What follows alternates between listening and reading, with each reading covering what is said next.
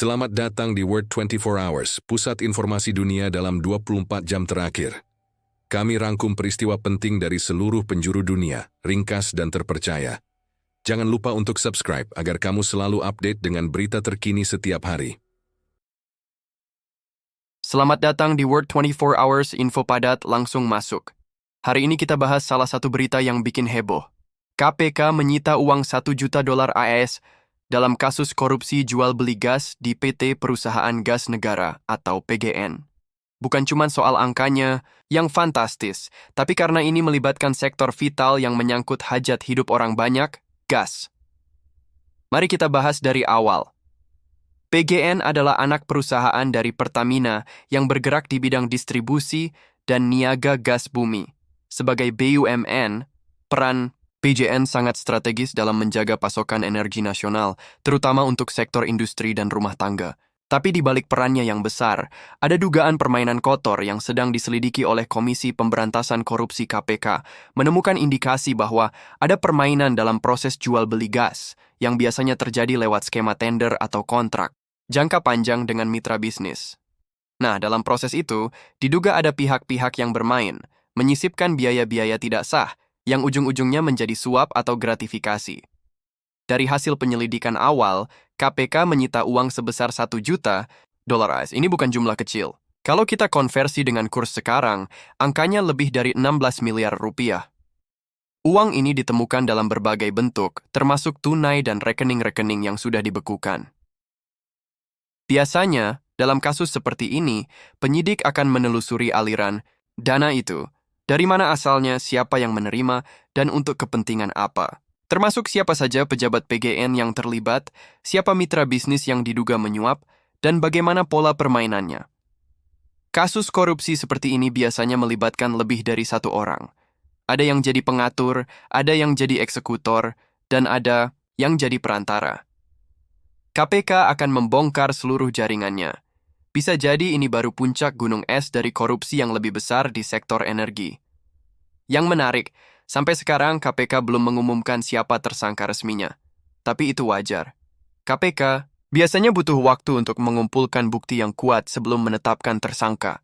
Yang pasti, proses penyidikan masih berlangsung intensif dan masyarakat diminta bersabar. Satu hal yang perlu digarisbawahi, ini bukan sekadar kasus hukum, tapi soal keadilan sosial.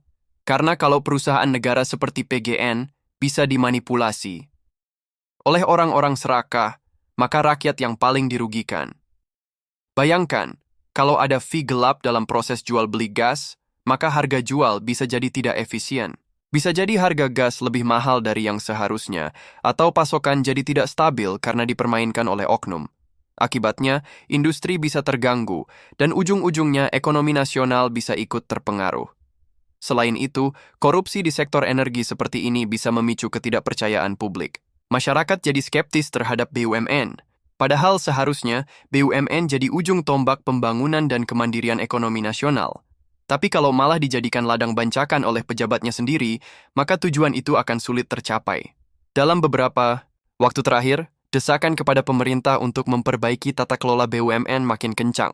Salah satu solusinya adalah mempercepat digitalisasi dan transparansi.